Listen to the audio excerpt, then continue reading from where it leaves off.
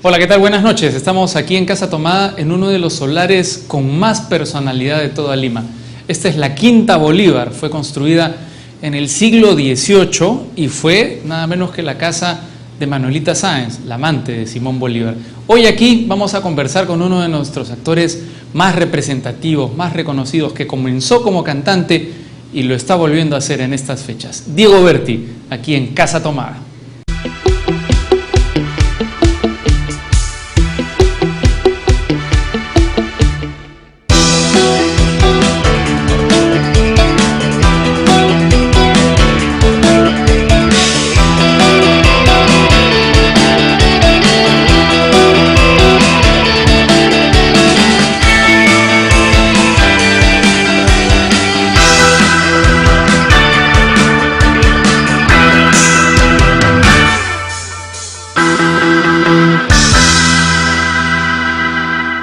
Hola, ¿qué tal? Buenas noches, bienvenido a Casa Tomada. Estamos en la Quinta Bolívar. ¿Qué cosas habrán hecho aquí Simón Bolívar con Manuelita Sáenz? Y estoy con Diego Berti, que tiene la generosidad de acompañarnos aquí en Casa Tomada. Diego, gracias por haber venido. Buenas noches. Muchas gracias por venir. La gran noticia es que has vuelto a la música, digamos, definitivamente de forma pública, ¿eh? Sí, no tenía planeado hacerlo, la verdad. Y de pronto apareció el lugar, las ganas, las canciones, que creo que son lo más importante, y se formó un espectáculo del que estoy bastante contento. ¿En privado también la habías abandonado, la música? No, en realidad yo seguía cantando en el teatro, ¿no? En los musicales. Claro. Como que he seguido cantando dentro de mi estructura de actor, ¿no? Pero sí extrañaba, y algunas personas también, ¿no? Me decían, ¿por qué no vuelves a cantar? ¿Qué te pasa? Hasta que de pronto me animé y encontré las canciones y un poco el momento me llevó a querer volver, ¿no? ¿Qué tiene este momento que te hace volver a la música? No sé, es como un reencuentro. Yo creo que es un reencuentro en general con muchos temas, ¿no? Temas personales, afectivos, un poco también ir pensando qué quiero hacer de mi carrera de ahora en adelante, evaluar un poco todo lo que habías hecho para proyectarte hacia un futuro nuevo, a reinventarte un poco, ¿no? Ajá. Hay un escritor que a mí me gusta mucho que se llama Kurt Vonnegut, que es un escritor norteamericano que dice: la música es lo más próximo que los humanos podremos estar a Dios. Yo creo que sí, yo creo que la música, yo aprendí eso con un niño que es muy importante para mí en este momento, que es como un hijo para mí, y él se comunica mucho por la vibración, por el agua, la vibración, y te das cuenta que la música es totalmente directa, va a la yugular de frente, sí. no entra por la mente, y de pronto las palabras que en algún momento te resultaron familiares, cuando las vuelves tuyas tienen otra dimensión. Entonces para mí el cantar canciones de otros autores y hacer versiones mías me permite hacer un viaje bien personal hacia las canciones, ¿no? Que creo que es lo que vamos a compartir ese día. ¿Se siente distinto estar en un escenario para cantar, para hacer música, que para actuar? Sí, yo me pongo muy nervioso para cantar. Me parece que es quizás una de las manifestaciones más puras, más donde tienes que bajar todas tus defensas y entregarte de una manera que quizás a veces la actuación te puede escudar en algunas técnicas y cosas, ¿no? Yo creo que la música es pura emoción. Ajá. Sí. ¿Te sientes más desnudo, digamos, cuando cantas? Totalmente. Pero me gusta. ¿Y qué tienen estas canciones que las has escogido? He visto que has, además de interpretarlas, tus clásicos, digamos, las canciones de Imágenes y las de tu último disco, has escogido canciones que van desde Fito Páez hasta Chabuca Granda, me parece, sí, ¿no? Sí, Fito Páez, ¿no? Y también tengo a Stevie Wonder, o sea... Stevie Wonder. Claro, y tengo a Manzanero. O sea, son canciones como que en algún momento de mi vida, al escucharlas, he dicho, ¿por qué no he podido hacer una canción así, cantarla? Ajá. ¿No? Esa es un poco la... Entonces, de hecho, cada autor, Jobim, por ejemplo, en Brasil, yo viví en Brasil un año, entonces para mí es como la experiencia de todo un año convertida en música. Yo descubrí a Jobim y me enamoré de la música brasilera y consumo música brasilera muchísimo, ¿no? Entonces es un poco un viaje a través de esos autores que me recuerdan momentos, sin ser autobiográfico y sin ser aburrido en ese sentido. Sí son como retratos de momentos. Mecano, por ejemplo, ¿no? Mecano era un grupo que en los 80 era una ventana, pues. Claro. Porque los españoles, sobre todo, ¿no? El rock español, sobre todo, y el pop español, dieron como un paso más adelante. Claro, ¿no? Todos los años de la movida española, ¿verdad? Claro, y en ese momento nosotros vivíamos una realidad totalmente aburrida, triste, dark. Sí, ¿no? uno de ellos estaban descubriendo de las drogas, estaban descubriendo el rock, ¿verdad? Todos nos vestíamos de negro, no había una visión de futuro, Alan García hacía destrozos y los terroristas y las bombas, entonces para mí Mecano ante esa época era como el reinventarse un bienestar, ¿no? Ajá. Mecano te hacía soñar, te hacía tener una visión más amplia. Pero igual me da la impresión de que es una cosa autobiográfica, ¿no? En el fondo. Sí. Que estás repasando tu biografía con estas canciones de momentos muy canto, específicos. Canto Esta tarde vi llover, que es una canción que cantaban mis papás, ¿no? Y para mí era la primera canción romántica. O hago una versión de los Bee Gees del primer disco que compré, que fue Saturday Night Fever, ¿no? Claro. Y de pronto transformas una canción que era una canción disco en una balada. Staying Alive, una de estas. No, If I Can't Have You, Ajá. que la cantaba Yvonne Elliman, pero era una canción de los Bee Gees. Entonces de pronto la vuelves balada y la letra, dices, caramba, ¿qué tal letra? Nunca la había escuchado así. Se ¿no? pierden a veces las letras de las canciones por el ritmo de las canciones. Yo creo que sí, ¿no? por el arreglo y por la forma de interpretar también. Sí, sí, y por la coyuntura a veces también, ¿no? O sea, claro. Una película con Travolta que bailaba, que era un sex symbol, hacía que no se olvidara, digamos, del contenido a veces de las canciones. Sí, o de repente ¿no? era un buen tema que lo filtraban con el disco para encajarlo en lo que estaba de moda en esa época, ¿no? O sea, agarras un buen tema, haces una versión salsa, haces una versión disco, lo que quieras, ¿no? Ahora, también has incorporado a otros actores, me parece, en estas presentaciones, ¿no? Hay gente que se ha ido juntando al proyecto de manera casual, sin ninguna presión, que me ha dicho, oye, yo quiero cantar contigo, entonces buscar qué canción encajaba para hacer un dúo. Tengo una chica, por ejemplo, que hace los coros conmigo, pero también ha sido mi preparadora vocal durante todo este tiempo. Iba a cantar una canción de Stevie Wonder conmigo, que es Overjoyed. Y así, Roxana Valdivieso va a cantar conmigo Close to You una fecha. En otras fechas va a cantarla Gina Sangali, que hizo de mi hija en una obra de teatro y que tiene una voz espectacular. Ajá. Y así, ¿no? O sea, un poco darle un poco de aderezo al... Cuando te preguntaron por esta experiencia, por retomar la música, dijiste, a veces los sueños se postergan. ¿Esta es tu verdadera vocación, la música, más que la actuación? Yo no creo que sea mi verdadera vocación la música, pero sí hay una intensidad que me produce la música y el ejecutar una canción que me ha costado muchos años aprender, ¿no? Porque es como acercarte también a ti mismo, ¿no? A tu verdadero... O sea, siempre un personaje de alguna manera es un escudo, ¿no? Estás protegido en el personaje, ¿no? Y de pronto abrir las compuertas de tu corazón y de tu alma y dejar fluir la música es todo un aprendizaje para mí de vida, la verdad. Ahora, esto fue lo primero que hiciste en términos de arte, ¿verdad? La música. Sí, yo empecé cantando. ¿A qué edad? Desde muy chico. O sea, yo siempre fui un poco precoz en eso. O sea, me presentaba en la noche de talentos, pero nunca porque mis papás me llevaron o algo así, sino solo, ¿no? Yo tocaba la puerta y me hacía amigo de una chica que su mamá era fanosa y nos hacía practicar. Entonces, para mi papá siempre fue una sorpresa todo, ¿no? Yeah. De pronto llegaban a este evento del casino, de la playa a la que íbamos, y de pronto, que tú estás cantando, y de pronto ganaba, ¿no? Entonces, era como un proceso solitario, 13, 14 años, quizás antes. Hasta menos, 10 en el colegio, ¿no? Y así. Después, cuando pasé a la adolescencia, como que por estar en el grupo, ¿no? Dejé un montón de cosas de lado y ya pues poco a poco me ha costado toda mi vida reencontrarme con ese niño que cantaba solo. En el Markham, ¿verdad? Sí. En el Markham, que es un colegio donde salen muchos gerentes, muchos Totalmente. empresarios, ¿verdad? En un libro que salió decía algo como que te entrenaban para tomar whisky y ganar plata, ¿no? Y hacer deporte. Esos eran los objetivos. Una cosa muy inglesa, pues. Ha cambiado mucho. Seguro que ha cambiado. Ha cambiado claro. muchísimo y me da mucho gusto porque en realidad... había muchas cosas que me hubiera gustado hacer en el colegio que no había oportunidad de hacerlas. O que tenías que hacerlas a contracorriente, ¿verdad? Como el arte en general, ¿o no? Sí, no era un tema, ¿no? En el colegio. Las ciencias, en todo caso, y los deportes. Ajá. Y el whisky para los papás. Y el director. El whisky no está mal, el whisky. Por No, para nada. ¿Cuándo descubriste el rock? ¿Cuándo empezaste a cantar rock? Bueno, yo crecí en la época del rock en español, ¿no? Entonces, era lo que sonaba, era lo que tocaban en las radios.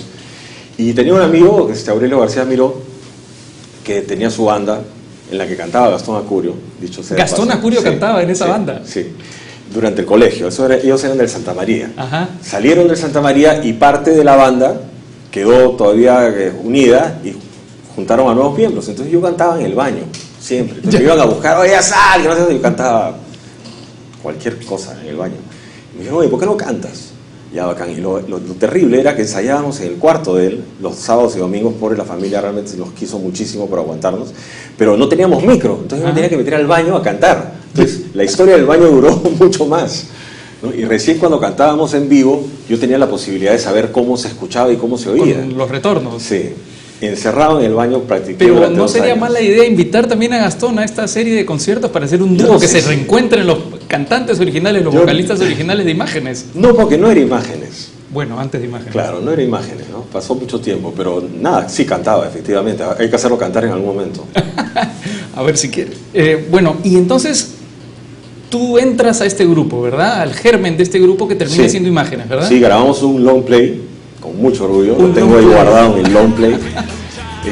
Sí, sonamos en la radio algunos temas, hicimos nuestros propios videos así entre nosotros, con un amigo que nos hacía el favor. Y nada, yo creo que lo que tú decías de la música, que va directo al corazón efectivamente, es que también durante el tiempo las canciones se van transformando. Exacto. Entonces, por ejemplo, cuando nosotros hicimos los buenos tiempos y caras nuevas, sonaban, aparecían, no eran las que más sonaban. Entonces era como que ya, ahí queda, ¿no? Y no, o sea, esas canciones han seguido escuchándose generaciones tras generaciones sin que yo haya hecho absolutamente nada al respecto, porque no ha sido planeado. Igual pasa con Qué difícil esa marca. Hay gente que me dice, para mí esa canción es como un himno, ¿no? Y yo, wow, o sea, qué rico, ¿no? Claro. Pero es algo que lo ha creado el público, no uno, ¿no? No ha sido intencional. Quiero hablar de justamente esa época, ¿no? Estos años 80 que tú has descrito bien como una época anárquica, oscura. Difícil, muy difícil. Y el surgimiento de esta banda, que fue una banda emblemática que tiene estas 2 o 3 canciones que, Sí. que significaron mucho en los años 80 para... Si digamos que no fueron un gran éxito, pero ha sido sostenido en el tiempo. Pero hasta ahora se suena, Claro, claro que eso sí. sí. Vamos a hacer una pausa y regresamos con Diego Berti aquí en Casa Tomada. Gracias.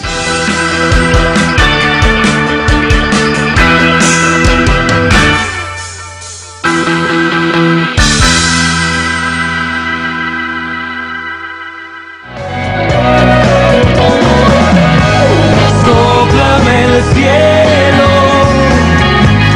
en el oído cerrado mientras te siento aquí en el centro. Hay tanta gente en la calle, tanto movimiento.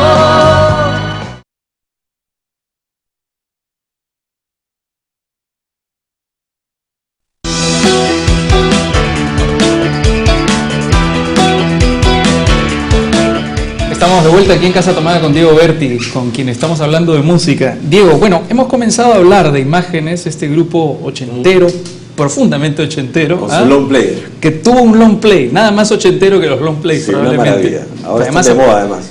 Claro, suenan distintos, suenan mejor quizás, dicen Sí, algunas personas, sí. ¿no? ¿De qué trata Los Buenos Tiempos? En realidad esa canción se la escribió, como todas las canciones del disco, a su enamorada Chifa, que es Aurelio García Miró. Él la escribió y un poco era la nostalgia de los buenos momentos, ¿no? Que se van perdiendo después en una relación, pero después se volvió como un himno del deseo de volver a esos tiempos bacanes, ¿no? Ajá. Que siempre uno tiene. Voy a Siempre hay un contar- tiempo mejor. Voy a contar una infidencia que me has comentado ahora en la pausa, que es que el grupo originalmente llegó a presentarse en un chifa, pero cuando ya te incorporaste tú, lograron, digamos, un momento casi pero- de gloria, ¿o no? No, pero no fue por el cambio No, bueno, pues la profesionalización del grupo, No, fue probablemente. porque fuimos alcanzando algunos objetivos que nos trazamos, como Claro. grabar un primer tema. Antes de grabar un disco grabamos solamente una canción y la mandamos a la radio. Ajá, y empezó a sonar mucho, Empezó a sonar y eso fue lo que nos animó a grabar el disco, ¿no? pero terminaron siendo teleoneros de Hombre G. Olvídate, fue el evento de la vida. ¿Sí? Sí, ¿Cómo yo fue estaba eso? en una temporada teatral y me salí de la temporada teatral porque no me iba a perder esa oportunidad. Era la primera vez que cantábamos frente a 15.000 personas. Después de pasar de las fiestas de nuestros amigos ante 15.000 personas, por supuesto, a mí me malograron el show porque me dijeron, no puedes sacar el micro, no puedes moverlo nada. Entonces, agarré, chapé el micro y hasta que terminó el concierto no hice nada más. Ajá. O sea, no pudimos disfrutarlo tanto, pero fue una experiencia lindísima. 15.000 personas. ¿Qué se la gente siente? cantaba las canciones, fue ¿Qué muy se siente emocionante. cantar frente a 15.000 personas, lo más cercano a Dios que uno puede ser, o no? No, me imagino que... Es impresionante. Es impresionante si nunca lo has hecho, ¿no? Claro. Porque además uno mueve una mano y todo el mundo te aplaude, Sí, dices como te digo, algo. no movía nada, eran las canciones solamente, ¿no? Entonces fue bien emocionante. Y La fue en gente el- se sabía las canciones. Y fue en el San Agustín, ¿no? Fue en el San Agustín, sí. En esa época de conciertos. Sí, en el fue San una Agustín. ilusión, fue una chispa corta, imágenes, Ajá. pero duradera. Una chispa corta, dices tú. Sí. ¿Por qué? Porque como todos estudiaban en las universidades y tenían unas carreras bastante exigentes, nunca lo tomamos como algo profesional en realidad. Ujú. Era, ya, toquemos acá, grabemos, que suene en la radio, pero todo a medias. Tanto así que duró muy poco, o sea, duró 2 años, ¿no? 2 años nada más. Claro, y después de ese disco y después que sonaron esas canciones, el grupo se deshizo, ¿no? ¿Caras nuevas de qué trata? Caras nuevas de las caretas que tienes que ponerle pues a la vida, ¿no? Un poco, ¿no? Como es un juego de caras y de roles, ¿no? Y donde todo puede ser un engaño y tienes que sortearte en ese engaño o poner tu verdadera cara, ¿no? Ujú. ¿Tú como actor te sientes reflejado en esa canción? Un poquito de esa época, sí, claro, y siempre, ¿no? Yo creo que siempre tenemos roles en la sociedad, ¿no? Y en los grupos humanos. A veces sin querer, ¿no? A veces la gente no pretende asumir un rol, pero lo asume automáticamente, ¿no? Ya sea de ganador, de perdedor, de exponer tu vida ahora que está tan de moda, además, ¿no? O sea, por los medios, ¿no? Y todo, vender tu vida, ¿no? Estoy acá en París tomándome una copa y lo publicas, ¿no? A mí qué me importa, o sea, me parece genial, pero no sé si es algo que desearía compartir masivamente o en Twitter, no sé, soy un poco reacio a eso, ¿no? Ahora, tú cuando comenzaste en el arte, ¿no eras consciente de que en algún momento esto iba a ser, que tu vida iba a ser pública probablemente? La verdad es que fui bien más que inocente, no tenía idea lo que significaba la repercusión de la televisión, ¿no? O sea, cuando yo me volví conocido, justo ayer estaba comiendo con un amigo y nos acordábamos la primera vez que fui a un evento, ¿no? Y anunciaban que yo estaba llegando, y yo no entendía, como le comentaba él, ¿qué está pasando? No entendía nada, no entendía que podían esperar o que mi nombre iba a salir en la radio diciéndome, está llegando ya Chincha, Diego Berti. Y él me acompañó sin saber a dónde iba tampoco, y al final terminamos correteando en un estadio con un montón de fans que nos perseguían y le pedían autógrafo a él también, ¿no? Entonces fui muy inocente en eso, no tenía una conciencia de la repercusión y sí, en algún momento de hecho me incomodó un poco también, ¿no? Porque me di cuenta que no podía ir a ninguna parte tranquilo. Ya eso ha pasado mucho tiempo, ya no es así. Ahora la gente lo que me da es cariño, ¿no? Ajá. Y con mucho respeto, ¿no? ¿La fama, la popularidad te ha hecho vivir más momentos buenos que momentos malos? Digamos que siempre le he huido, ¿no? Lo que básicamente sí me ha molestado son las épocas en que esa barrera natural que tú tienes con los medios se vence y sienten que pueden entrar y tú que eres una persona tranquila y que te gusta conversar y te gusta mirar a los ojos cuando hablas y decir las cosas que sientes, te vuelves una persona defensiva y te comienzas a proteger y te vuelves alguien que no eres, ¿no? Entonces eso sí me molesta. ¿Has sufrido temporadas de pesadilla incluso por eso o no? Sí. Muy duras. No pesadillas, pero sí incomodidad porque de pronto te cuesta hacer algo que siempre ha sido, ¿no? Algo que fluye naturalmente se ve como amarrado, ¿no? ¿Alguno de los integrantes de Imágenes tocará contigo en estas fechas? No, ¿Por qué? porque están fuera, porque de pronto la circunstancia que se ha dado es diferente y no estamos Hemos tocado varias veces juntos después, ¿ah? Sí. ¿Cuándo fue el último reencuentro? En el cumpleaños de la esposa del bajista, Dante Albertini, que cumplía 40 años, Ajá. y hizo una fiesta en su casa y tocamos. Por O sea, supuesto, todos terminamos borrachísimos y más fue los buenos tiempos, creo que vuelven por ahí, por la vehemencia y la demencia juvenil. ¿Pero siempre en privado? ¿O han tenido algún reencuentro? No, público. Nos tocamos en el Hard Rock Café hace como 15 años. Ajá. Sí. ¿Y todos ellos han dejado la música, han dejado el arte? Sí, obviamente quieren siempre volver, pero están fuera de training, ¿no? El único que creo que sigue tocando siempre bajo es Dante. ¿Es distinto Pero a él ser... le gusta más el jazz y Ajá. una serie de cosas también. ¿Es distinto ser solista que tocar en un grupo? ¿Cuál es la diferencia? Para empezar, la vivencia, ¿no? Yo creo que siempre, por más que no nos veamos nunca, por más que no tengamos la fluidez que teníamos antes al vernos, siempre hay un cariño y un respeto inmenso, ¿no? Como una época valiosa, como una época importante, como algo que nos unió y nos dio una identidad. Es una hermandad, dices tú. Sí, nos dio una identidad importante, ¿no? A mí me costaba a veces volver a Imágenes, ¿no? Porque de hecho son canciones que si bien las voy a cantar ahora, son canciones que eran más mi sentir de otra época, ¿no? Un sentimiento mucho más juvenil. ¿Cómo lo ves? Un poco ingenuo quizá ahora. Sí, pero bueno, es así. Pero honesto, finalmente. Claro que sí, por eso las voy a cantar. Ahora, ¿te producen melancolía también cuando las cantas? Sí, me doy cuenta también que poco sabía de muchas cosas, ¿no? Ajá. Sí, o sea, yo creo que tuve una juventud bien monga en ese sentido, ¿no? O sea, me costó crecer. Ajá. Me costó crecer, me costó aceptar cosas, me costó entender que no encajaba en ciertas cosas en las que trataba de encajar y obviamente me hacían muy infeliz. ¿Cómo ¿no? cuáles, por ejemplo? En general, ¿no? De determinar qué te gusta, qué no te gusta, qué quieres, a que eres diferente de pronto en algunas cosas dentro de una sociedad que trata de estandarizarte. Sí. Es doloroso, es difícil. Ahora, cuando eres chico, ¿no? Dicen que las bandas de rock... rock... ser actor solamente, ya, claro, por ejemplo, ¿no? Bueno, más en la época que lo cogiste, ¿para ¿no? qué? ¿Qué cosa? ¿Y por qué? ¿Ah? ¿Y qué haces? Si te aprendes... O sea, hasta ahora, no actúa, claro, ¿no? Llora. Entonces sí era un poco... A ti te deben haber hecho esa pregunta a los 19, 20 años que ya no se hace con tanta frecuencia, ¿no? ¿Tú a qué te vas a dedicar? Yo quiero ser actor. No, ya está bien. Pero ¿qué otra cosa ¿cuál haces? es tu trabajo? Sí, ¿verdad? Sí, claro que sí. Claro que sí.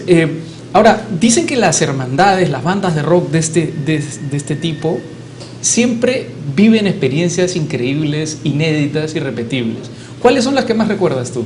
Mira, yo más experiencias más así locas tengo con un segundo grupo que tuve, que pasó en la sombra, digamos, que se llama Pequeña Muerte. Que es un grupo de hard rock, me parece, sí, ¿no? Sí, que fue una época muy loca, ¿no? En mi vida, muy oscura, y era un rock muy oscuro, y las letras eran desgarradoras, y nos desgarrábamos y tocábamos, olvídate. Esa época sí la recuerdo como que qué ingenuo. Ajá. ¿No? ¿Cuántos años tenías ahí más o menos? Pero con muy buenos músicos y buenos amigos. Ajá. Tenía que, ¿no? Estoy hablando hace 20 años, tenía 27, no era que tan era una chico. especie de Cobain, digamos. Sí, era un poco que estaba haciendo yo teatro muy dramático, tragedias, estaba haciendo La vida de sueño, sin compasión, estaba en una época, todo lo que hacía era bien. Entonces quise trasladar eso a la música. Ajá. Y nos metimos en un túnel, pero... ¿Ah, sí? Sí. ¿Qué cosas pasaron? No, me refiero que no concretábamos, todo se diluía, los egos, fue una experiencia muy rica, pero no muy productiva a la larga. ¿Llegaron a presentarse en público? Claro que sí, en muchos sitios. ¿En y dónde? Muchos sitios además me llamaban esperando que fuera Imágenes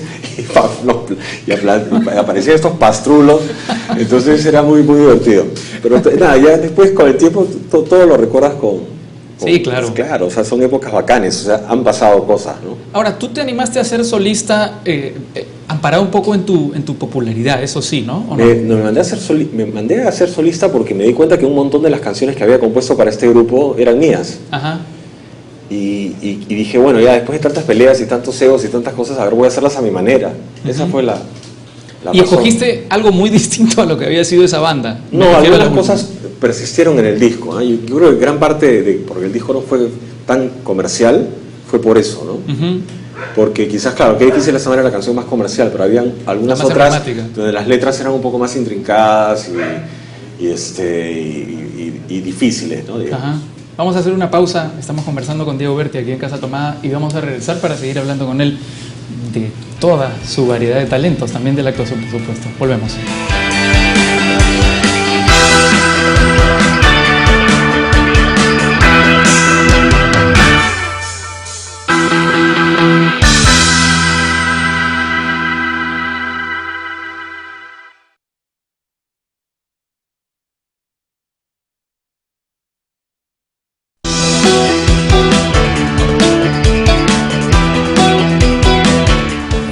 Aquí en Casa Tomada con Diego Berti, vocalista de Pequeña Muerte, de Imágenes y por supuesto un reconocidísimo actor. Cuando comenzaste con la música, Diego, ¿tenías clara tu vocación? ¿Sabías lo que querías hacer de grande? No, la verdad es que no.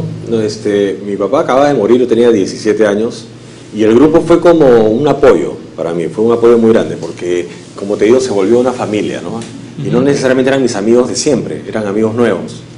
Y las enamoradas iban con nosotros, participaban de toda esta especie de aventura, ¿no? que no era muy profesional, como te digo. Entonces, sí fue para mí fue además la opción de saber que podía ser observado, que podía ser visto y tener algún tipo de valor, Ajá. ¿no?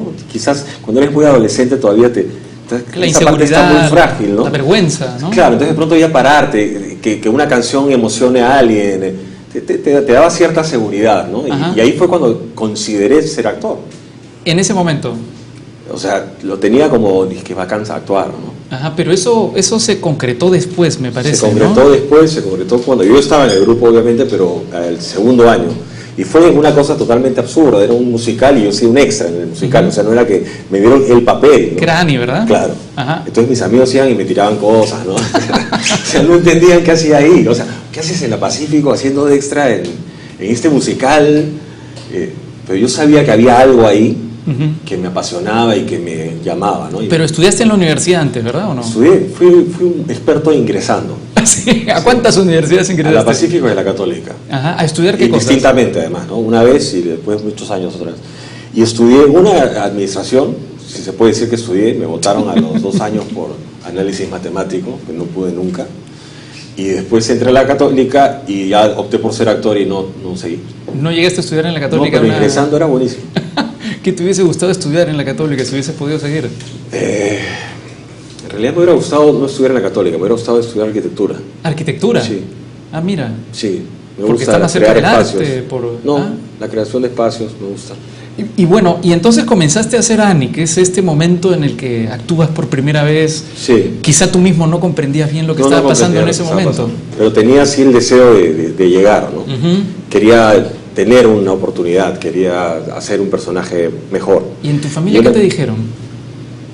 Lloraban porque había dejado la universidad y habían pagado un montón de plata.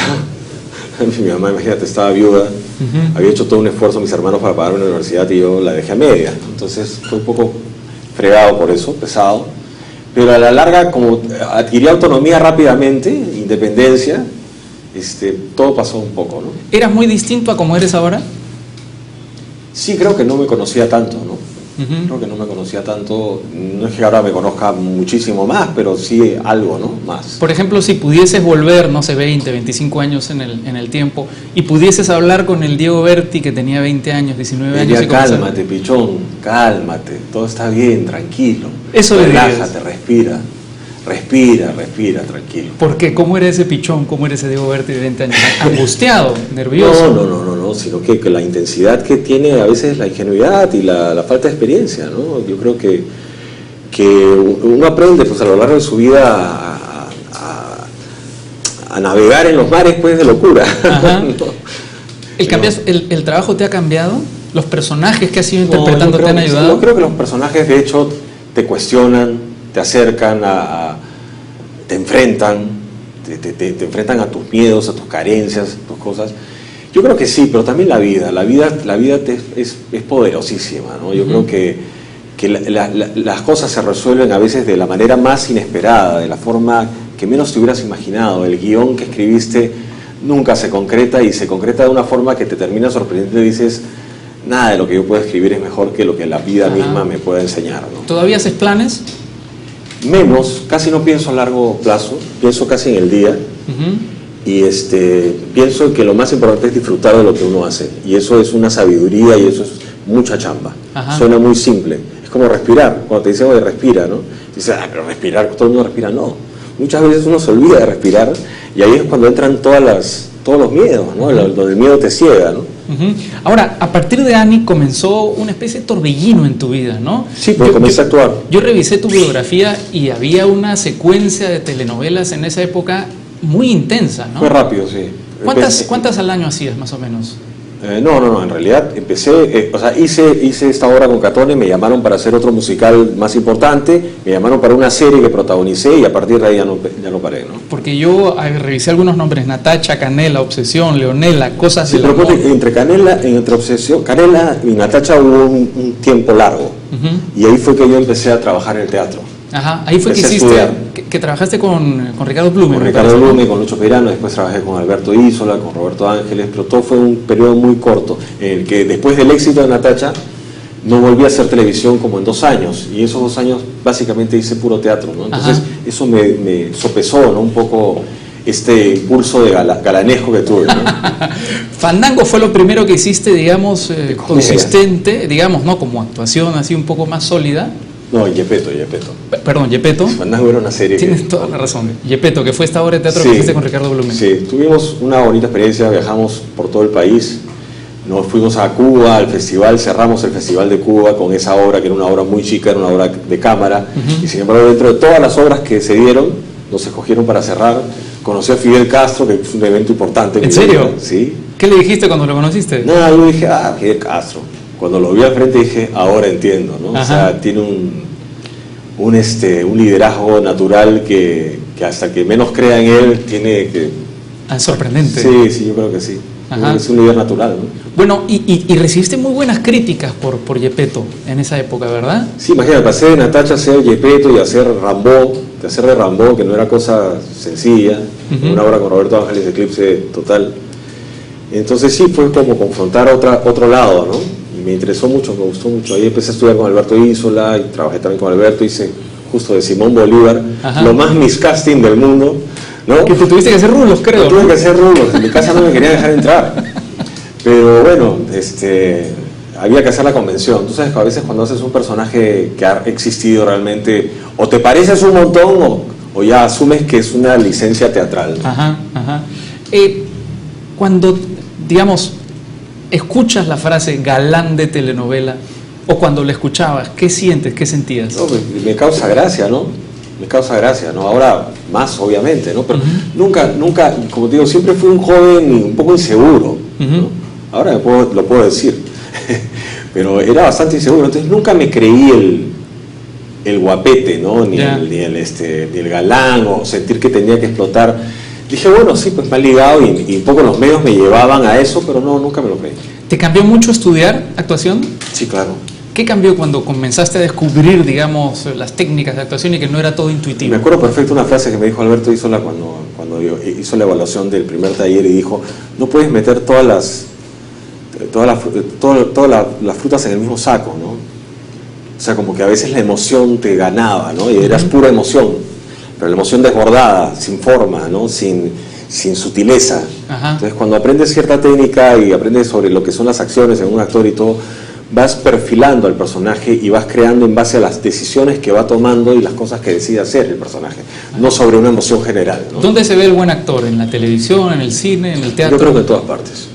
Yo creo que la oportunidad de hacer un buen trabajo, bien cuidado, y creo que hay personajes que te tocan preciso, ¿no? En tu caso, Yo creo que, por ejemplo, el de Compasión, en su momento. el Raskolnikov. Sí, el Gino de Bajo la piel. Ajá. La vida de sueño, Segismundo, Rambo, en su momento. Son personajes que tienen una dimensión humana tan grande que es bien difícil no identificarte. Entonces son como un regalo para el actor. Dices, qué suerte que me tocó a mí. Claro. ¿No? Cantaste en algunas de las telenovelas también, ¿no? Un poco. Canté una canción en Natacha nomás. Ajá. La principal, ¿no? La canción. El tema de la Sí, y de ahí había otras novela, canciones de Ilan Chester, que era un gran compositor venezolano, que todo el mundo pensaba que las cantaba yo y que las voy a cantar ahora en el espectáculo también, porque son buenas canciones. Y eran de él. Ahora, a partir Palabras de... del alma, no sé si te acuerdas de una canción. Claro. Era de él.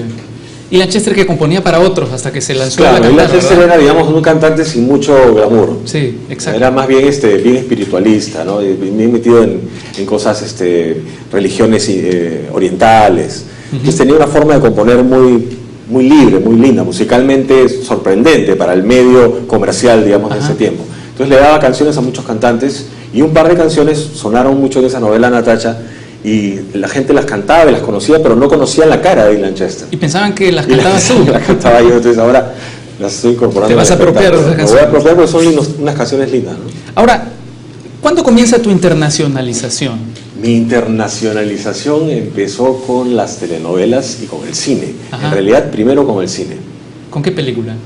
Con Sin Compasión, que ganó el Festival de La Habana, se dio en Nueva York, la tomó una empresa francesa y la distribuyó, ¿no? Entonces se dio en muchos lugares y con críticas muy buenas, ¿no? Críticas en el New Yorker, en New York Times, en el London Post, críticas importantes. Después en Sin Compasión ganó que Bajo la piel ganó la película Mejor Director en San Sebastián, Pancho Lombardi, y me invitaron, y yo no pude ir porque estaba haciendo Edipo Rey, y estaba por estrenar, pero me habían invitado y tuve muy buenas críticas también por esa película. Entonces ahí fue como decir, lo que hago se puede reconocer en otros lugares, ¿no? Bueno, de hecho has trabajado en Venezuela, has trabajado en Brasil, claro, y eso en fue Colombia, en las ¿no? telenovelas, ¿no? Las telenovelas sí fueron con América, ¿no? Pero eran la meca, digamos, de las telenovelas, estos dos países. Sí, fue raro. Venezuela y Me Brasil. costó mucho dar el paso. Me costó mucho dar el paso porque no me llamaba la atención ese camino, pero en un lado se vio tan concreto y con una posibilidad tan importante, que era la experiencia de estar fuera y de vivir con tu familia fuera, de conocer otra cultura, que me fue llevando, pero nunca ¿Cuánto me tiempo llegué estuviste acá. en Venezuela? En Venezuela estuve un año. Y en Brasil también, En Brasil ¿no? un año. Y en Colombia he estado intermitentemente 4 años, 3 años. Vamos a hablar justamente de ese periodo y vamos a conversar también de este momento que estás viviendo en Lima, que a mí me da la impresión de que es un momento como muy personal, muy íntimo. No sé si estoy equivocado. Un buen momento. Pero los buenos momentos, las dos cosas se dan a la vez. Los buenos tiempos. Los buenos tiempos. Vamos a hablar de eso con Diego Berti cuando regresemos después de la pausa.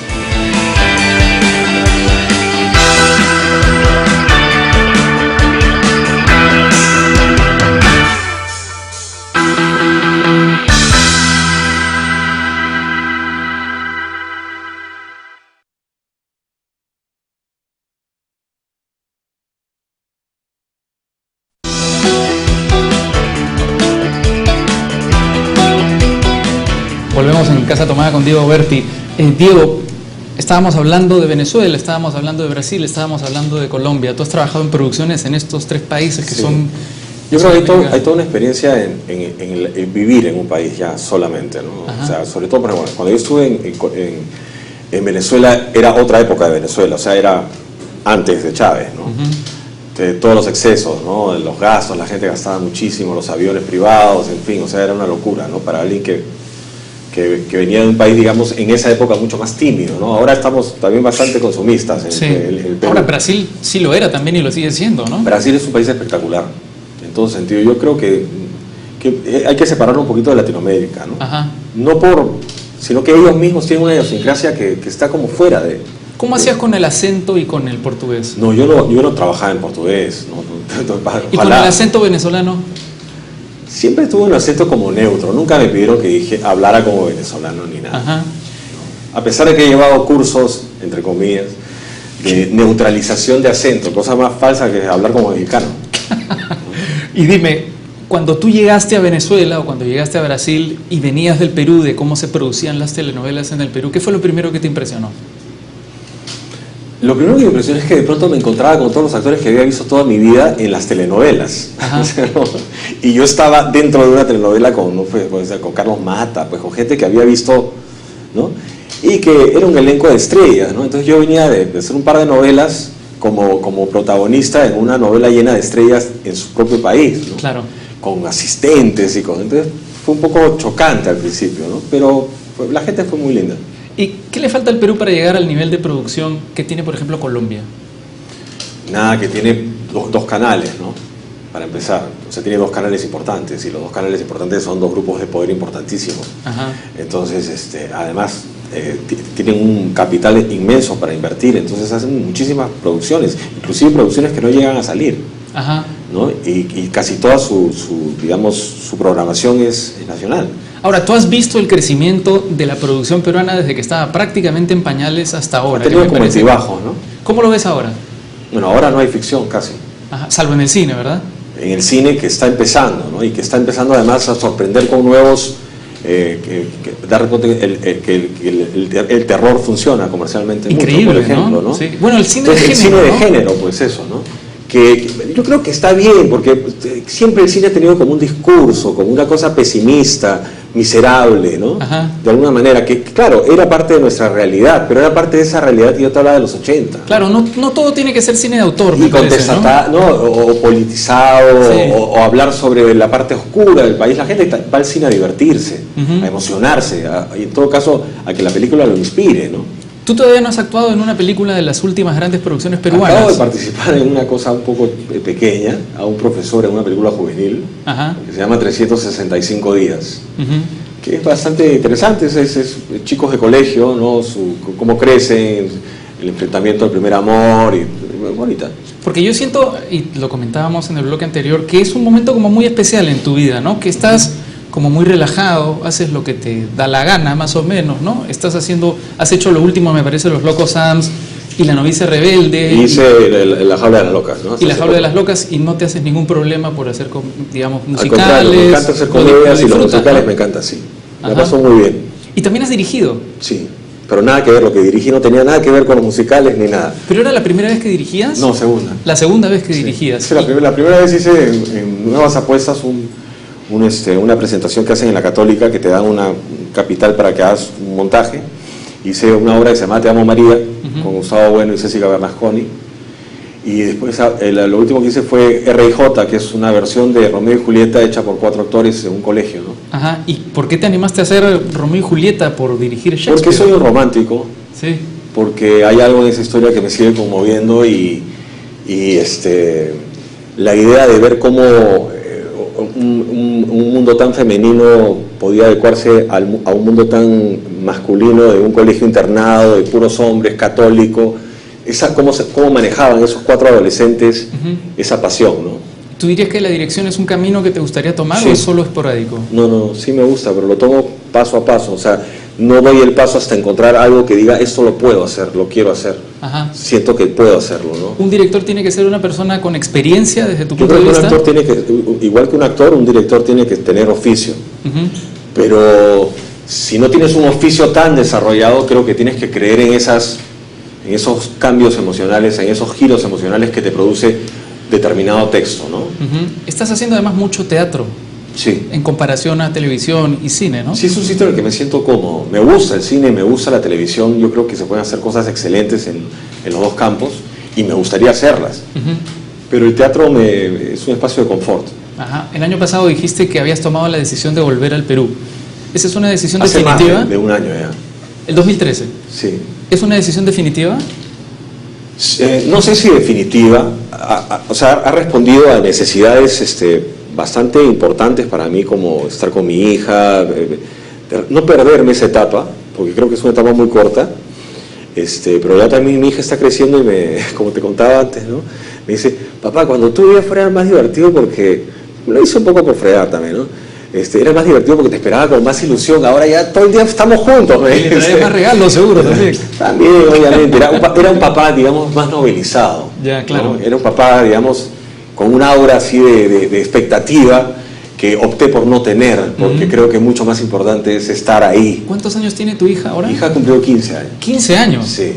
¿Qué pasaría, por ejemplo, si el próximo año, cuando tenga 16 o 17, te diga, papá, te quiero presentar a mi enamorado, y en la puerta esté Diego Berti a los 18 años? Lo sentaría conmigo y le daría un buen discurso para empezar.